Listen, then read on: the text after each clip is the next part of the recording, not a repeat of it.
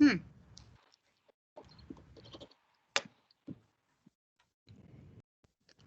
we have the message.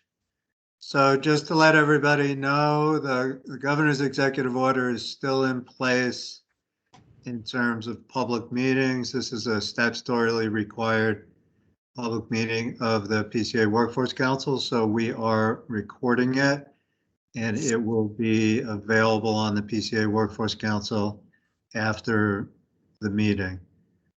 So I believe that's the standard statement, Melissa. Correct? Okay, so since Dawn is not on, let me give a quick update. I'm sorry, David, we have to do a formal roll call. Everyone has to say their names. Okay, so this is David Gutchin from the Office of Policy and Management. Denise? Denise Palladino from Department of Developmental Services. Kathy? Kathy Flaherty, Connecticut Legal Rights Project. Mary? Mary Caruso, PCA Workforce, representing employers, consumer employers. Melissa? And Melissa Morton, staff to the PCA Workforce Council. And Sheila, our esteemed guest. Thank you. Sheila Mulvey, parent and employer. And former member. And member of of the council. I never feel, I still don't feel like I've left. It's strange. Well, we don't call you member emeritus. Sounds good. That's not meant to mean you're old. It just meant. Right, yeah. Well, I am old.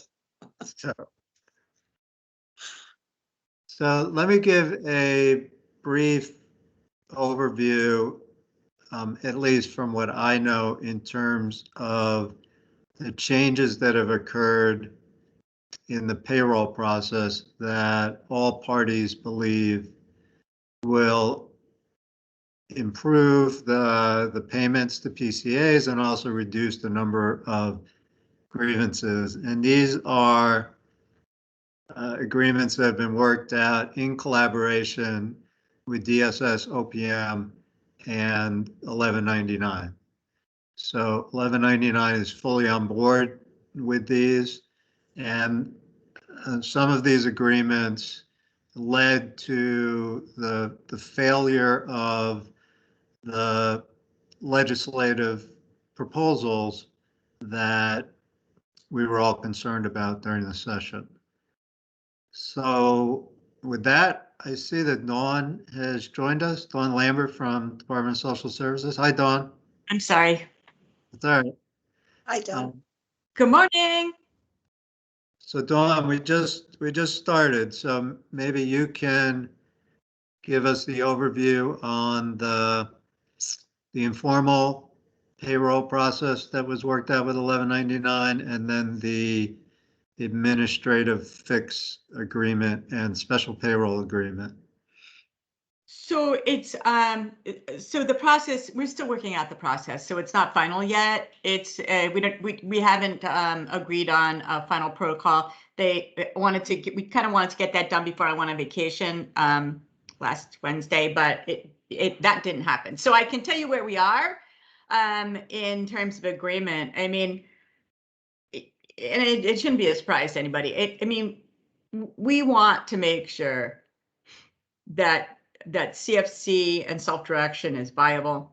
And that means that we have a way for employers to get their timesheets of their employees approved quickly, and to make sure that we have sufficient support so that the workers get paid. And we owe that to the employers, and we owe that to the employees. And that's fundamentally what this entire thing is about not getting into the way I think all this evolved. I wasn't here in the very, very beginning, but it seems like it evolved more out of a collective bargaining process about everything, and then managing kind of like why we weren't doing it, why Allied wasn't doing it, kind of a defensive strategy, if you will. At least that's my observation.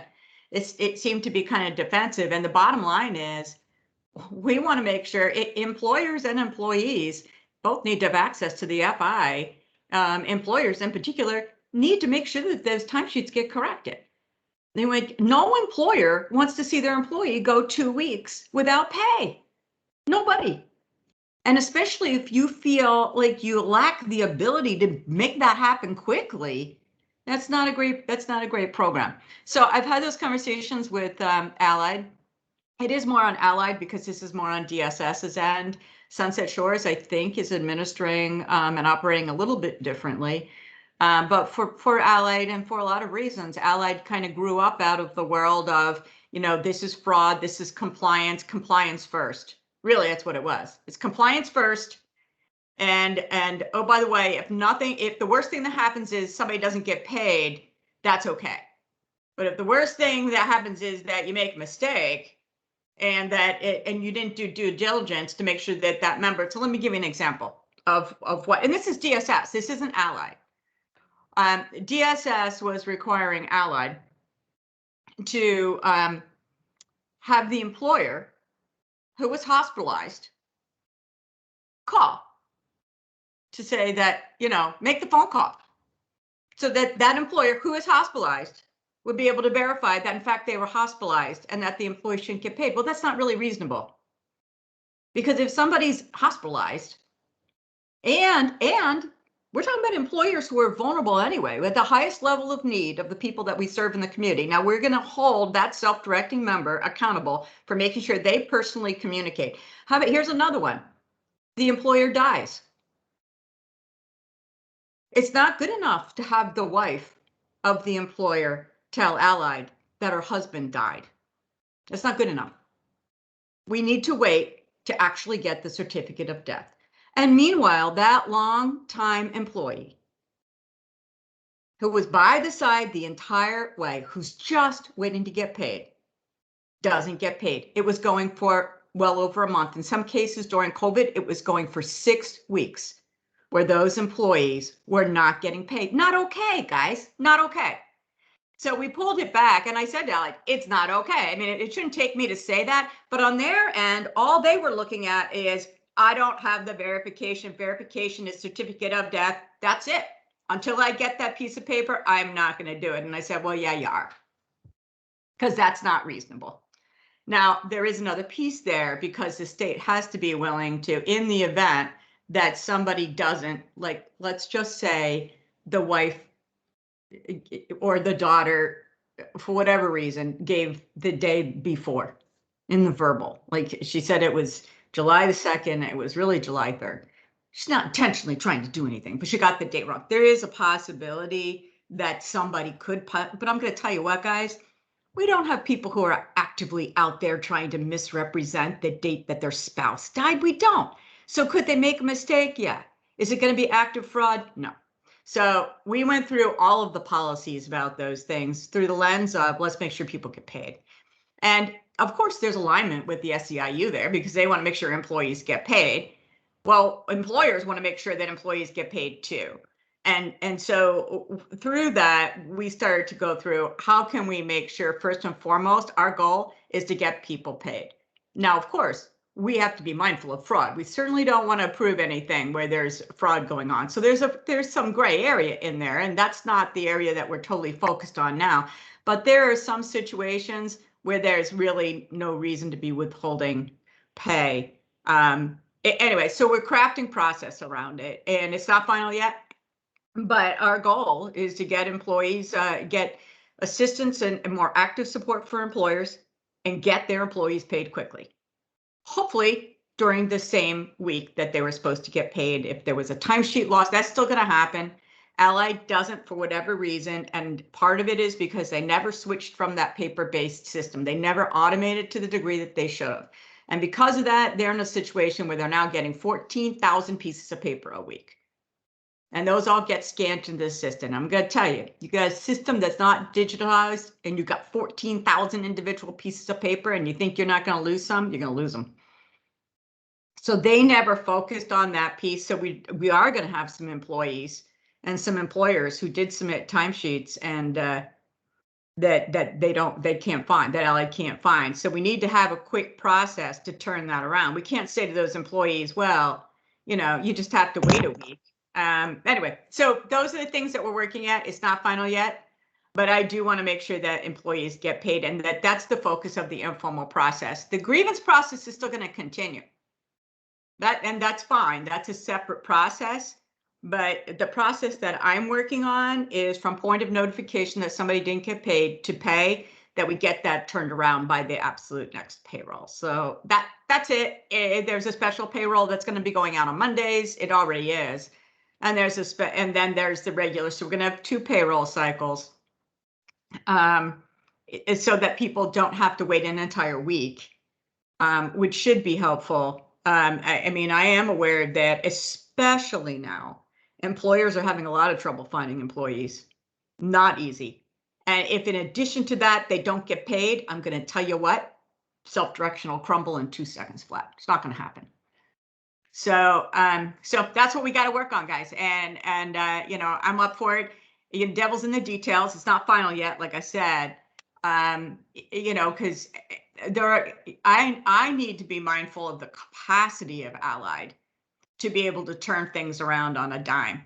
And you can't turn around a ship too fast that's been going in a certain direction for a very long time without creating some chaos. And the worst thing that could happen here is we turn too fast and we interrupt that 12,000 Friday payroll because we tried to turn the ship. So I've got to be very careful about that. That cadence of, I mean, most people are paid, but there are a couple hundred who are not. I can't turn the ship that quickly for the couple hundred that aren't and risk the 12,000 that are. So I've got processes in place that we've got to be able to turn this. And of course, the SEIU would like everything to turn on a dime, but you can't do that. It just doesn't work that way from an operational perspective. So I'm mindful about that and holding harmless the folks where there's a process in place where it is working, but trying to get at the, how do we fix that? How do we get people paid where you lost the timesheet? And frankly, I don't care why they didn't get it. I don't want Allied spending 15 minutes on every single employee to figure out whether they're the ones that lost it or the employee did. That's a ridiculous waste of time. To me, that's just ridiculous. It's counterproductive. Just to prove that you are not the one who lost it. I don't care. So I'm trying to shift it to, it's not a blame game. Just get people paid. There's not total alignment with the SEIU. They want us to do it in 48 hours, and then they start sending in level 1 grievances and firing off. I will tell you, this informal process will end pretty quickly if there's not an agreement on that, because I'm not going to have staff do both. I'm not going to have them engage in the grievance process and also engage in an informal resolution that is where grievances are being sent in what I think is an unreasonable amount of time. I can't do that because that's counterproductive for us as well. And that did happen over the last couple of weeks as we've tried to navigate through. We're in week 4 now. We weren't prepared for week 1. We didn't even know we were starting week 1. So, but of course, Dietrich did want to announce this is happening, but there wasn't any agreement. So important things to know. Employees need to get paid on time. That's the purpose. Employers need to have access to be able to fix things quickly to make sure their employees get. That's the purpose of this initiative. I don't care whose fault it is. I do not care. I just want employees paid. I don't want them to spend 1 second of time defending any of it. Not the employees either. I just want it fixed. And then there needs to be an agreement on how long we get to do that and to turn around before we start ending up managing the grievance process yet, which is a lengthier process with a lot of documentation. So I'll give you an update. I really don't have one. I mean, frankly, I need to circle around with the staff. I was off for about, sort of off, I was supposed to be off anyway for 10 days. That didn't really happen, but so a lot I know happened last week, but I'm not, frankly, I'm not on top of the details of what happened last week with the number of folks who were late. Our special payroll right now is at 300. That's a lot, guys. Prior to this process, if we'd 6, 7, sometimes they weren't even running a special payroll. Then that's because what Allied had been told is if you could defend that it was not, that if you could defend that you weren't to blame, don't pay. I mean, it's upside down. It's upside down. So Dawn, I think the important part is that the informal resolution process is something between 1199 and DSS. The council is not involved in that. Mhm. And at least current parameters are that if timesheets are corrected by noon on Friday, they will be part of special payroll. And as Dawn said, the numbers on special payroll are incredibly encouraging. Given that special payroll was so low before and sometimes didn't even happen because of this blame game issue. Mhm. Allied would only do special payroll for when they were at fault, and sometimes that was debatable. And then we get into this issue of how long there is for resolution before it goes to a step one grievance. But it appears that the step one grievances have gone down. It's hard to say, especially since it's so early.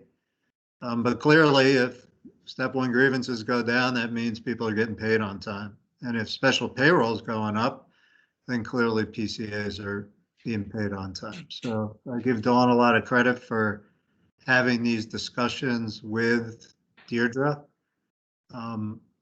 Because, as Dawn said, we all have the same goal at the end of the day. It makes life easier for everybody, but more importantly, it gets the PCA paid. So, Dawn, it sounds like that was an incredible amount of work, and it also sounds like you're on the right path. So I think it's going to make a huge difference.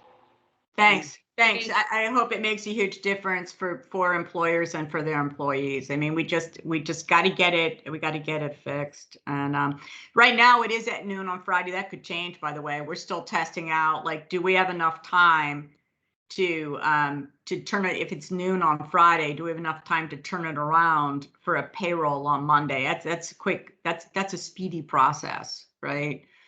So anyway, we're looking at it, but thanks. Hopefully employers will see a difference and frankly feel more supported.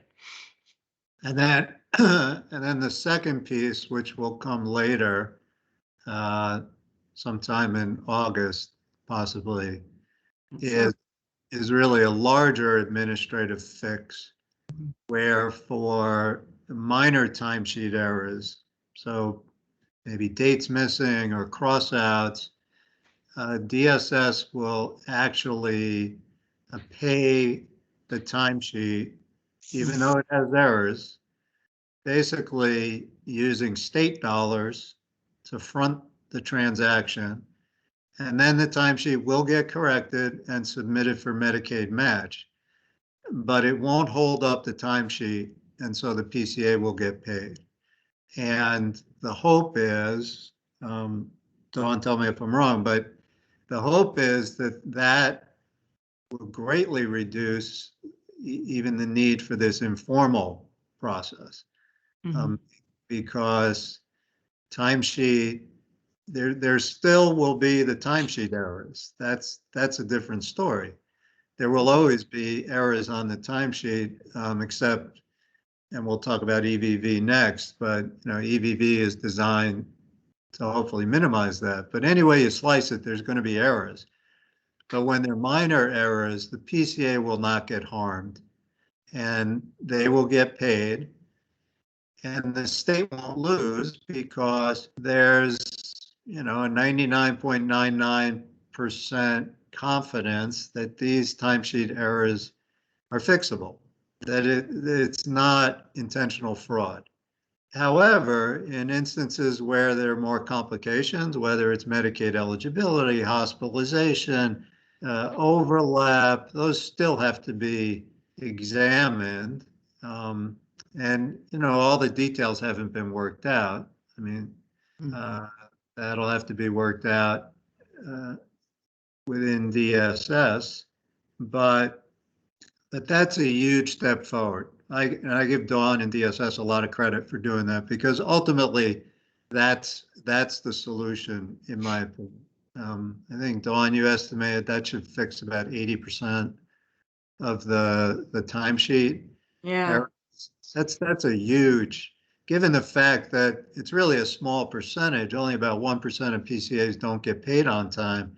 You cut out 80% of that, you're really down to a rounding error for those really difficult situations that do need examination. So Allied would still have to do the work on the other end. They still have to fix the timesheet, but it's not going to be under that time pressure to get it paid by that payroll cycle. Now, you should know that all of this is currently between DSS and 1199. DDS is well aware of this, but they have not necessarily had a similar agreement, and the discussions have been focused on Allied. 1199 has no concerns with Sunset Shores. You know, they operate differently. They have a rolling payroll. They have a different focus, and it's a capacity issue. They have a lot less employers and PCAs. So 1199 has never expressed a concern with Sunset Shores, and grievances are few and far between from Sunset Shores. So it's possible that if this agreement really works out well, that DDS will look to it as well. But it's currently it's just DSS, and 1199 knows that, and that's the majority of the clients anyway. So. So Dawn, anything else on that? Nope. Lots going on, trying to move towards the release of the RFP. I don't know if that's on your agenda or not. No, but if you guys want to give us a quick update, this is the RFP for the FI. So what's the schedule on that now? Yeah, so it's delayed. It should be, I'm going to guess it's still a month out at this point. It's over.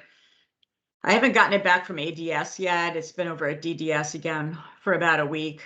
Denise, I don't know if you're involved or if you've seen it at all, but it's in DDS's court now to revise it. There are some things, some of the things that we're talking about are things that you'll likely see as things we want to have addressed through the RFP process. So I probably can't say much more than that, but I mean, other than to reiterate the goals, which everybody here already knows, which is to support employers and to make sure that their employees get paid, but to actually provide access. I think the RFP does try to see kind of creative solutions to some of the problems that we've all been experiencing with the FIs. And as self-direction grows, it's not going to get less, it's going to get more. So self-direction in our state's exploded, and that's one of the reasons that we are where we are. Sunset Shores did not experience that explosion. Allied did. And that's where the problem came in. So I just want to be clear. It's not that Allied is a bad provider or that Sunset Shores is an amazing provider. I don't know what Sunset Shores would have been done if they had been tested in the same way. I mean, Allied right now has, in a system that has not increased all that much over the years, other than a very moderate increase in self-direction. Allied went to and increased by over 6,000 new people. And each of whom has anywhere between 2 and 3 employees over the last 5 years. So it's that growth, exponential growth, that resulted in the instability. A tough thing to manage, right? But so we're looking for a provider that will be able to address some of the problems, and things have to be more automated, as I alluded to before. You can't have a paper-based system for 14,000 timesheets a week. Growing, by the way. CFC is at 25% growth a year. That is hard for anybody to manage. You've got to be forward thinking when you're managing that kind of constant change.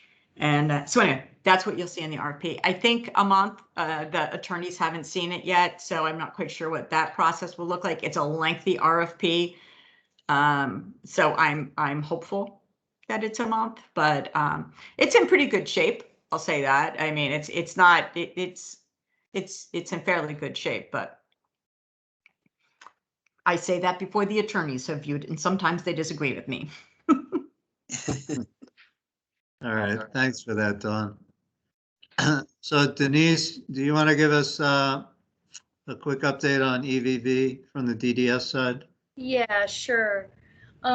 Just so folks know, we are, since July 1st, we have been at the 100% threshold of compliance for EVV. What that means is that every single direct support professional needs to put in 100% of their visits in the EVV system.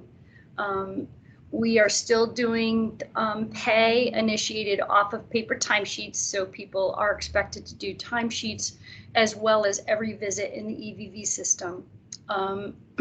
What had happened in June is we did a kind of a titration rollout where the first week of June was a see, what was it? What was our percentage in our first week of June?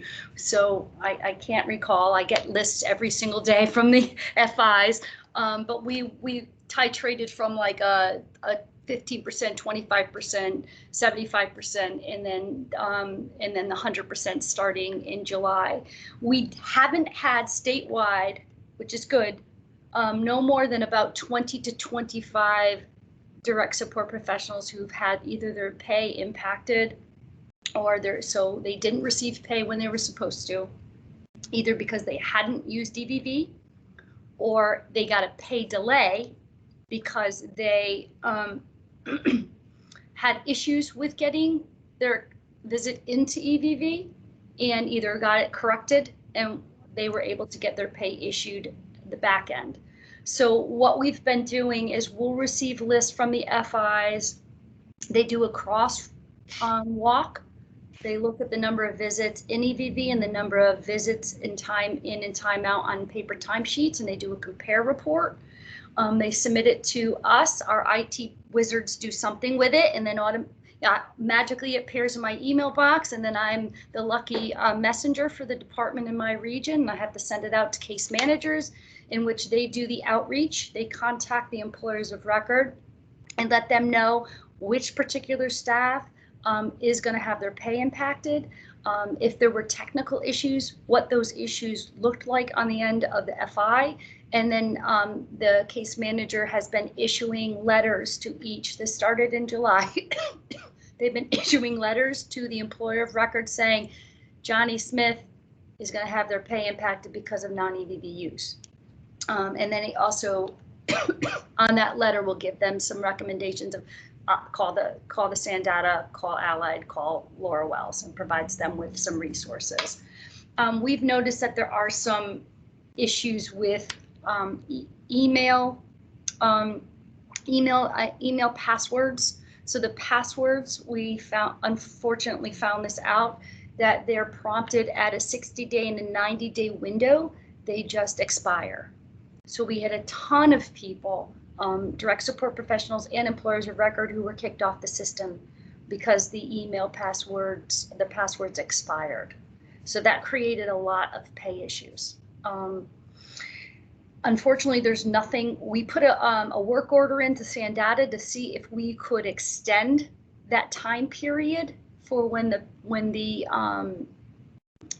passwords expire. But they said that it's based on some national security timeline, and it's going to cost money to do it, and it's going to take time to do it. And so anyway, it's on the docket for a change in terms of our work order.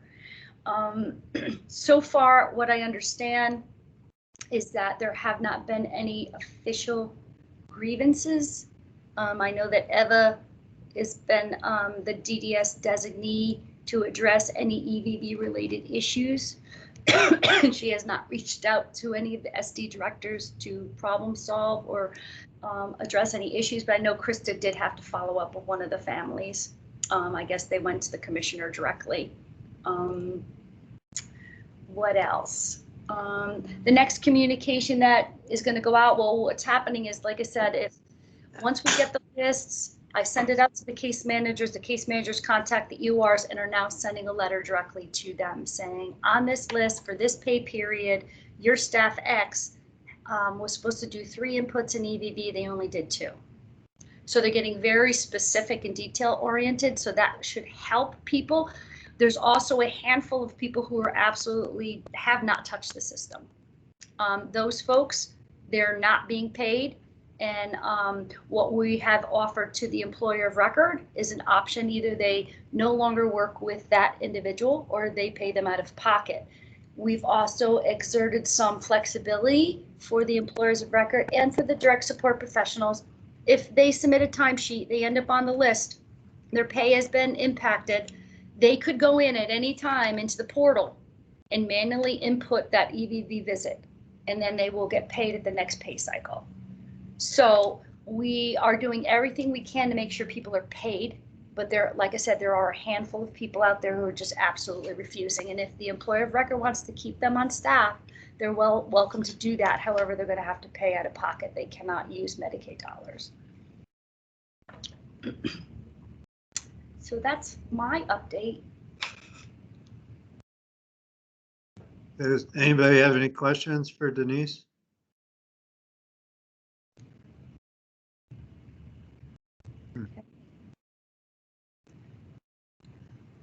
Dawn? I guess I just want to state Dawn, one that's kind of concerning in terms of moving forward is just right now we're just dealing with direct support professionals. My larger concern is if we're going to use the system as intended and to transition over to paying folks off the EVV system, that means we need to get every single employer of record competent in using EVV, and their role is much more challenging than it is for the direct support professional. So I just hope that we're not setting people up for failure and that we really are taking a slow transition to this so that we can identify potential issues, make sure people have the resources and the training and the support, because I don't want to see this fall apart. Believe me, I understand that it's double work for people. People have to do a timesheet and then they also need to do EVV. But what I don't want to see is that we rush this and we have a collapse of a system. So that was just me saying, I fear for the next step. Kathy, you had a question? That actually did confirm something that I thought I understood. So people still are doing both paper and electronic, which seems like that's kind of duplicative. But I do think one of the things that I would love to see this Workforce Council do is provide better support to the consumer employers and provide those educational alternatives, because I do believe that people who have left and who are planning to leave this council have been saying that for many, many years. And I echo that concern. Yeah, so Kath, just so you know, on our end, the SD directors, we've been working on getting a training organization company on board for the last 4 years. And because EVV was unleashing, that was our opportunity to say, look, this is going to be even more important for our employers of record to feel like they have some place to go other than a case manager who knows nothing about EVV, mind you.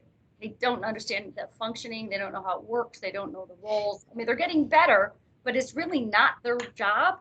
It's the employer of record. But we as a department need to do a better job to ensure people do have those resources. So anyway, our training organization, which is Public Partnerships, they developed an EVV curriculum with the help of the SD directors. So all new employers of record, when they're signed on for self-direction, go through this new training curriculum, and they learn everything about what a budget is and how to balance and what Medicaid dollars are and potential financial fraud. What does that mean? How to hire, how to fire. So this EVV piece came in really handy when we received the list of folks who were non-EVV compliant. We were able to direct referrals to PPL for employers to take that training. So we're understanding that, yes, we need to have supports in place and an infrastructure for this to be successful. So thank you for that comment. So Dawn, do you want to give a quick update on the DSS side? So DSS pulled back in order to put together what I would call an end-to-end plan. And a lot of that has to do with what Denise was just speaking to. We don't have capacity to move to an employer-based system where employers are going to be actively approving the payroll in the system. So that's what I mean by end-to-end, not just PCAs checking a box, but rather having the a capacity to be able to support self-direction, literally. And so we put together a proposal to be able to do that. It's a pretty robust proposal that includes a call center with technical capacity. It includes hiring subject matter experts on EVV to be able to support the call center. And it also puts together a transition plan if we decide, if Allied isn't successful in getting a bid, it puts in place some degree, well, a high degree of continuity to migrate the FI during this EVV transition, which is another risk that needs to be addressed. So it's a risk mitigation plan. There's a lot of money that's tied up in the plan.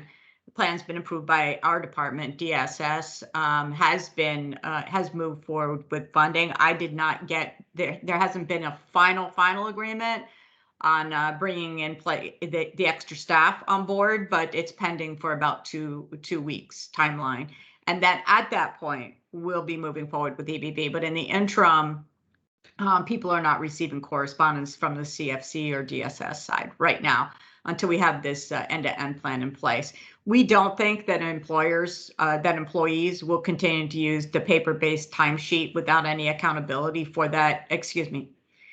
Use EVV without any accountability for EVV in time entries. And without it being linked to the actual wages, we're not going to be in total compliance with CMS. We need to have a plan to do that. So anyway, that's where it's at. It's not been implemented yet, but it's definitely been crafted, and it's in a very, very advanced. So hopefully by the next time we have this meeting, we can talk a little bit about what that new plan looks like. But it's well resourced, I can tell you that. I mean, the price tag is over $2 million. Thanks. Anybody have any questions for Dawn? Okay, thanks, guys. So, Melissa, do you want to give a very quick update on the latest federal paid leave numbers, which are really quite encouraging? You're on mute. I sent the updated federal paid leave report to everybody yesterday.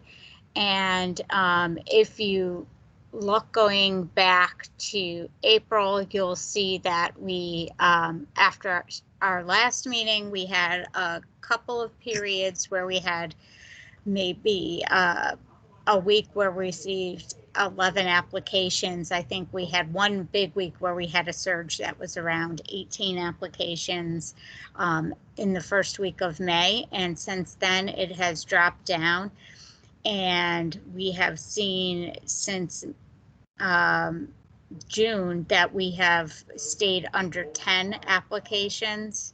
And actually we've been under 5 for most of the weeks. I think there was one week where we had 8. So the number of applications that are coming in for paid family medical leave, paid expanded medical leave, or paid leave are very low.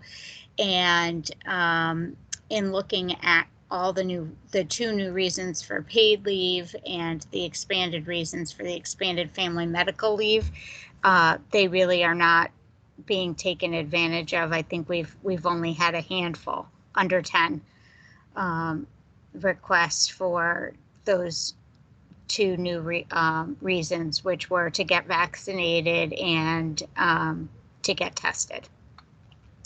So numbers are low, and actually most of the reports over the last 6 weeks have been numbers from Allied. Sunset Shores has had several weeks where they've had 0 applications at all. And then 2 weeks in a row, they had 1 each week.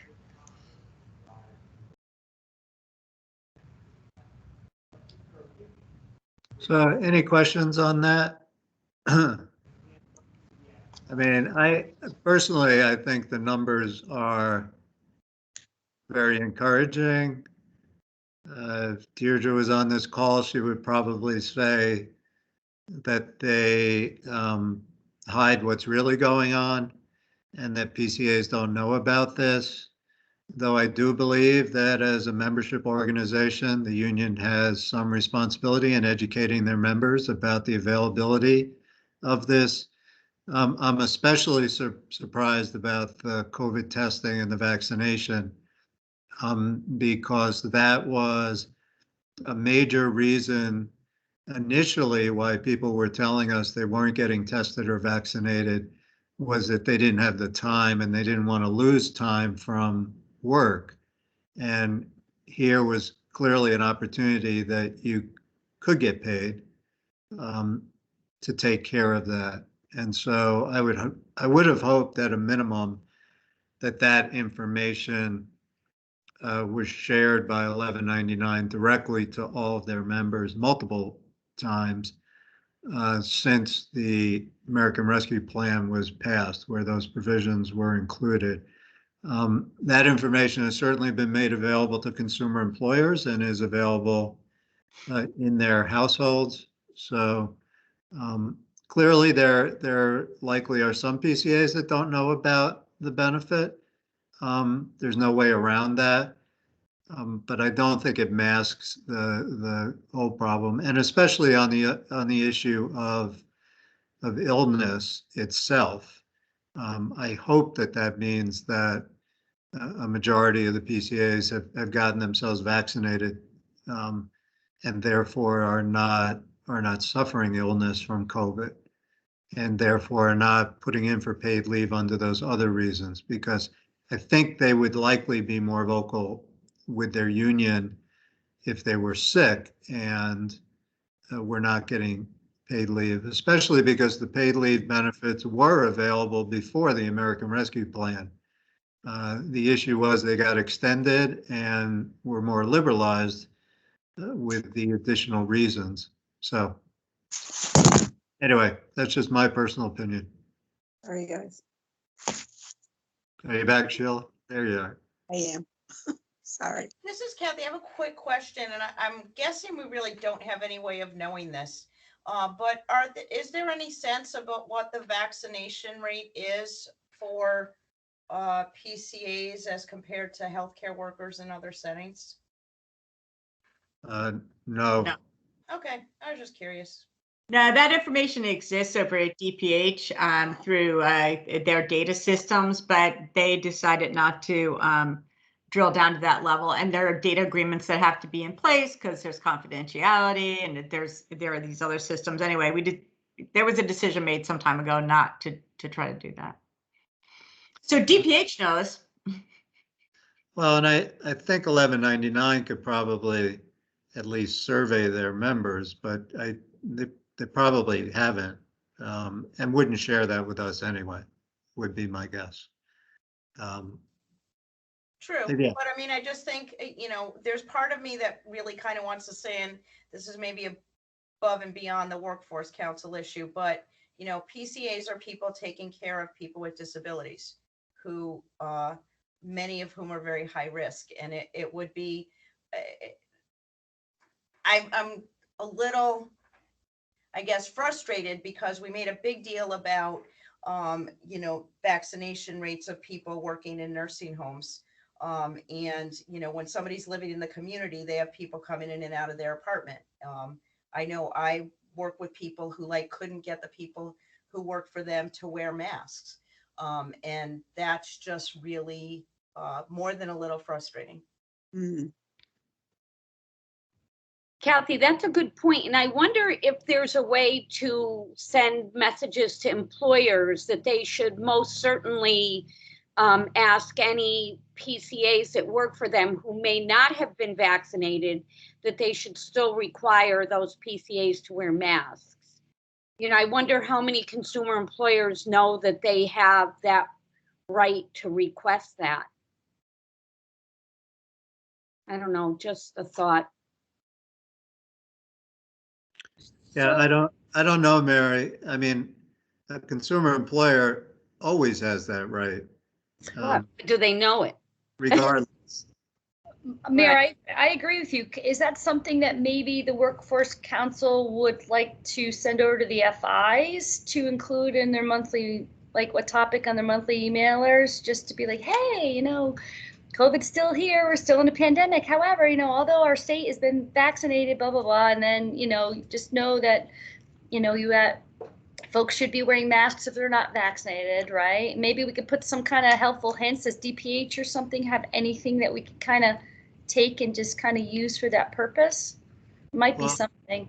Weren't we doing the Workforce Council corner in the newsletter? Yeah. So Yep. these are things, Melissa, I don't know when the next one is we're scheduled to send over, but those are certainly good things that we could put in there. Yeah. So we're not just, you know, so, and I literally am not permitted to publish anything on advice about the public health emergency, about COVID-19, without review and approval of DPH. So I guess maybe, I'm not quite sure how to address it since I'm a member of the council, because it's a programmatic, because it's going to program members. I don't know, just to put it out there. Do We you have a They would lot. be opposed to something like very light meant, do you think DPH would be opposed to that? Like, couldn't they review it and approve it? They could, but that's all I'm saying is that I'm not allowed to interpret CDC guidance. Only DPH is permitted. I'm just talking about my own department. Those are my rules, and we've done lots and lots and lots of guidance. I think it's a great idea, by the way. I'm going to guess that most employers don't know. But I'm just saying there's an extra step for me. There's an extra step. Well, I think if we put something in there along the lines of what Mary said, which is, as a consumer employer, you have the right to ask your PCA to wear a mask if they haven't been vaccinated, is actually very much in line with CDC guidance, because the CDC has said if you're not vaccinated, you should wear a mask. So, but we could certainly run that by, you know, the folks at DPH. Just. Ugh. Sorry. All right. But I agree with Dawn. I don't think we want to get into a lot of details about stuff. But it's really a reminder to let people know. And we could also use it as a way to say, as a reminder, your PCAs have available to them federal paid leave benefits, which actually are going to expire in September. So, you know, time is running out on that, unless it gets extended, which doesn't look all that likely it's going to happen. But you never know, depending on how the variants go. So Melissa, we can look at that.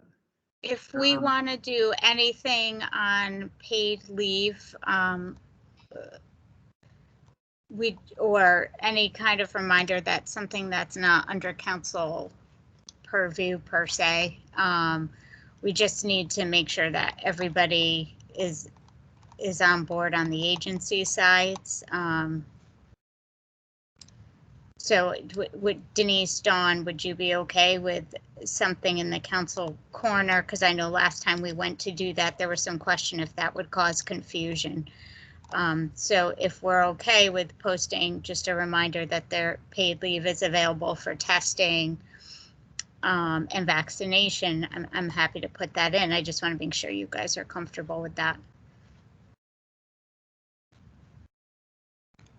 Yeah, I think, you know, just having the information's out there. So it's not like we're doing anything that's, you know, counter of what we're already trying to communicate. So yeah, I'd be fine with that.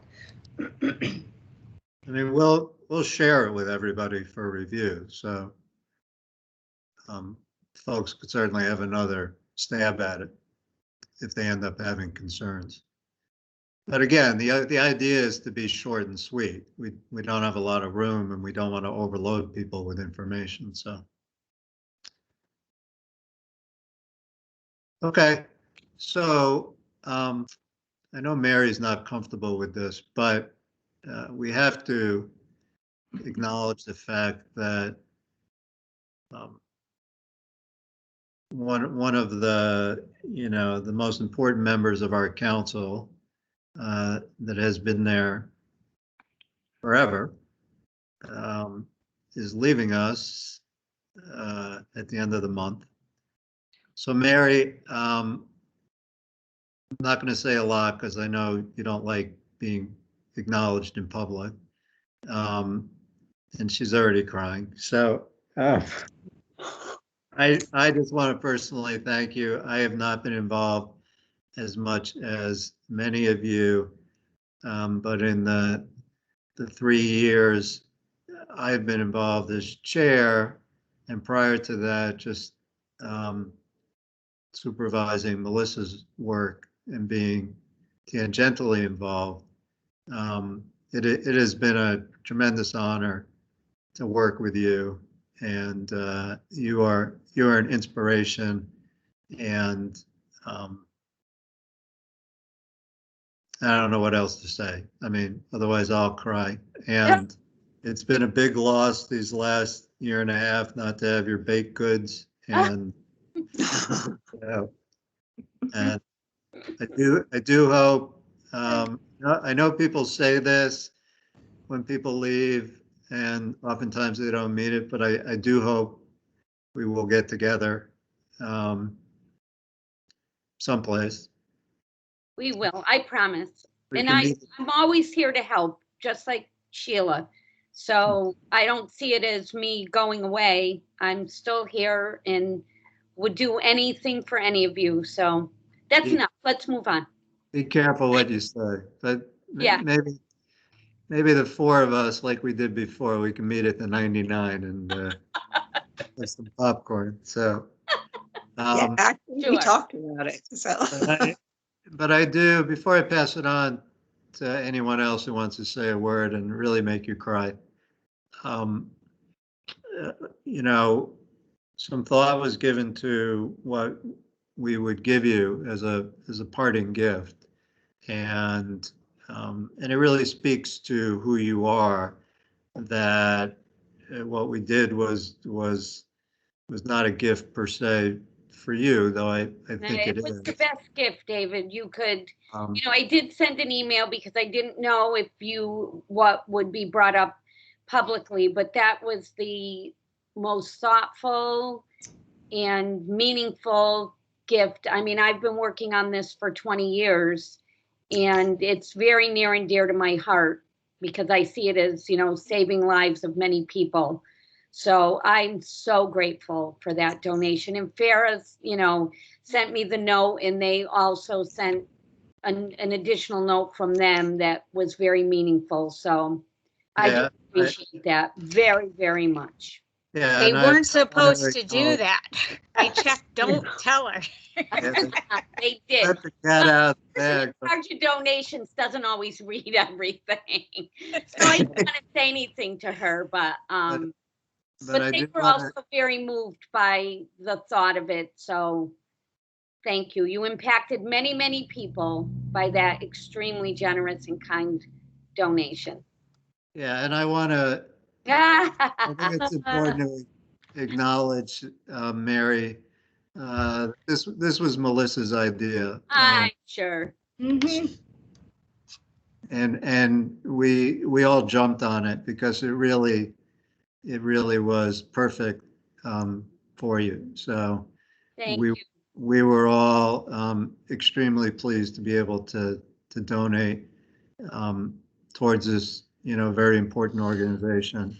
Yeah, thank you. And I actually got numerous phone calls from numerous board members saying what a thoughtful group of people. So it definitely made an impression.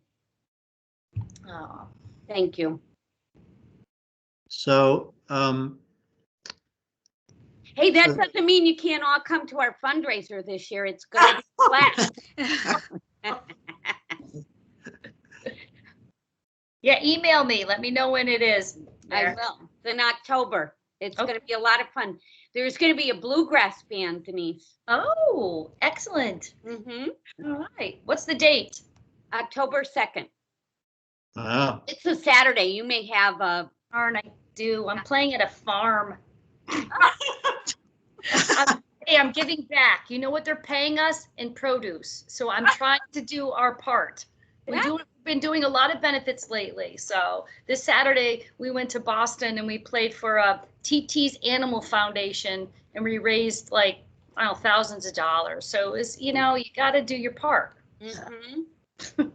Mary, will your baked goods be there on October 2nd?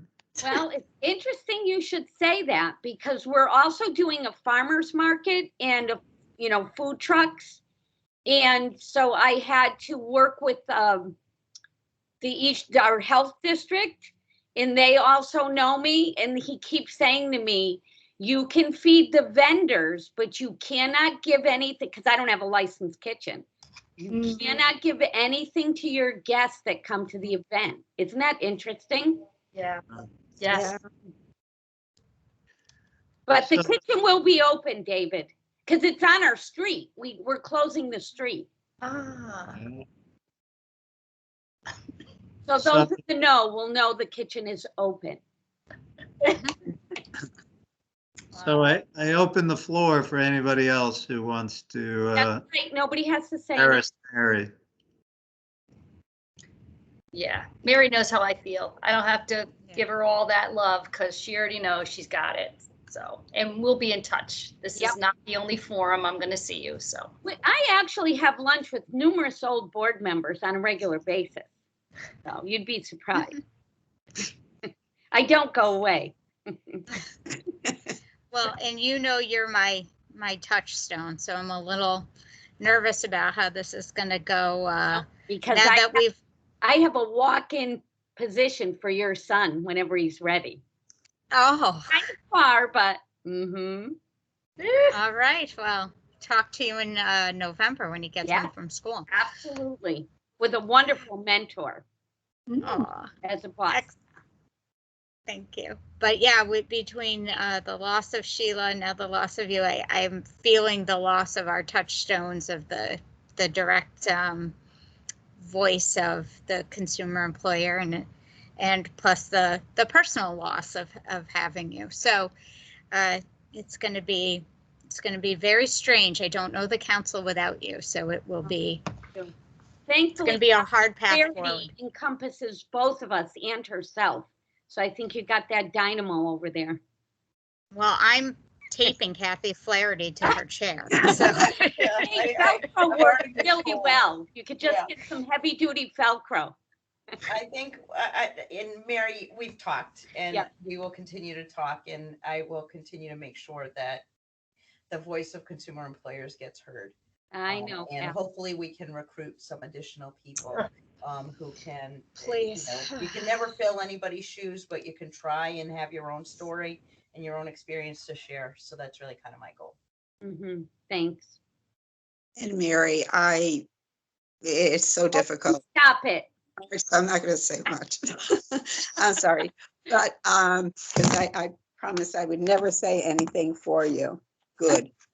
And of course, I have so much to say about you. That's just nothing but good. And I treasure our friendship. And Melissa and everybody else, we will always be your touchstones.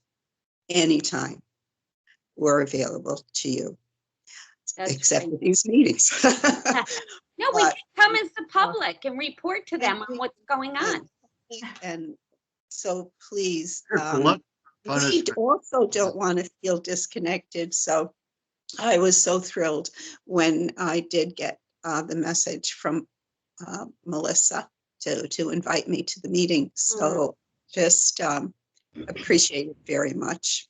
And I love you, Mary, and we'll always be friends. We know that there is so much unfinished business. We do. But this story is not over. Agreed. Okay. So my turn. So, and I I certainly don't want to make anybody teary-eyed, but so first of all, at the non-teary-eyed part, I have active recruiting going on for a lot of the other stakeholder groups, and I have a great pool of people to pick from between Sheila and Amy. So if you're welcome to continue to contribute in other ways, you guys are all going to be looped into what is not a huge lift, but to continuing to contribute in the meaningful ways you have here.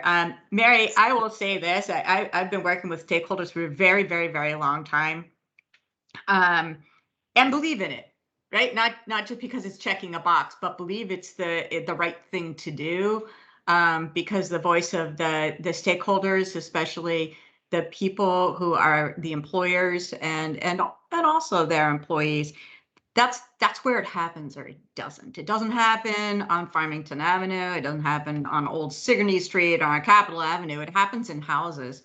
And that's where we learn whether or not the program's working, or whether it's not working at all. And so having somebody who can articulate as clearly as you do without offending people, saying what needs to be said, but in a way that's heard, is absolutely a gift. And to me, I know that, you know, I have personal experience as well with having a child with a disability. I think that you know that, but, you know, to take that learning that nobody necessarily, you know, in advance kind of signed up for, getting inside to know about disability and then to do something about it with a meaningful contribution. What an absolute gift you are to everybody in the state and people with disabilities. So thanks for participating.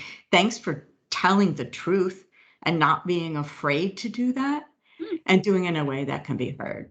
So I really appreciate that. And honestly, the fact that you are working towards support for employers, it means everything to me, because I really do think the majority of consumer employers want to do the right thing.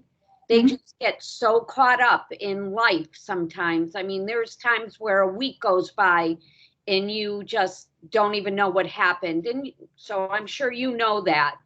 And so if I did one thing to send that message, that makes me happy. And also, I don't know if you know this, but I know Melissa knows it because I've said it a million times. But my favorite saying is, I am always so afraid of offending people that I'm always offending people. So I always try to be very cognizant of explaining things without being offensive, because I think that's the ultimate negativity, is to offend people. And I see it so often that I'm very sensitive to it. So I hope I truly never offended people. And I'm also an overthinker, so that's a bad combination, you know. So, but thank you very much for the kind words. And again, to that donation to Farah. We started that group in a small restaurant in Washington, D.C. many years ago. And I think Sam was maybe 11 and Al had just been diagnosed. So I had them in tow and I left them up in the room in the hotel, and we met downstairs with, you know, a few people from the NIH. Actually, Francis Collins, I met him a few times. He really helped us, who's a dynamo. But as we left the meeting and I was going back to my room, there was like a plethora of busboys with all these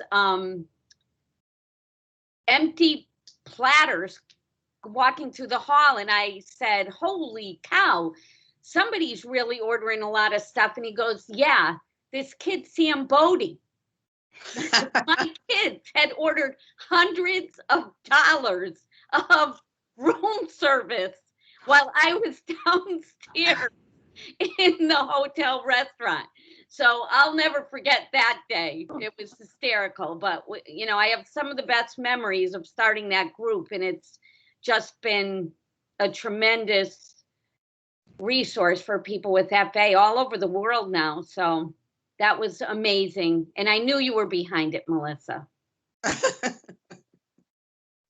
So thank you. Thank you, Mary.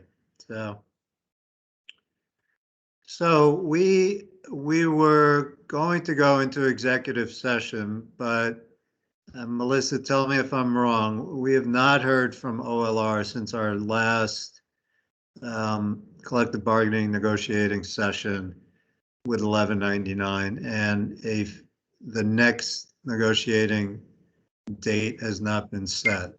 So we were going to provide an update on that. So we really have no reason to go into executive session. Correct, Melissa?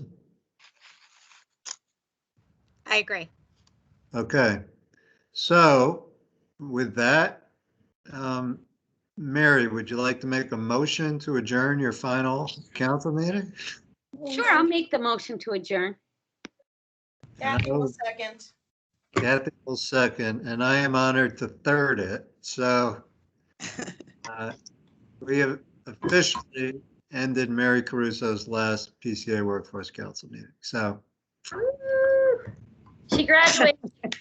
all right. Mary graduated. It's all good from here. An honorary degree from David Gutchen. You and Sheila are in the Emeritus Club now. So Okay. Thank all right. Bye. Thanks, everybody. Bye. Bye. guys.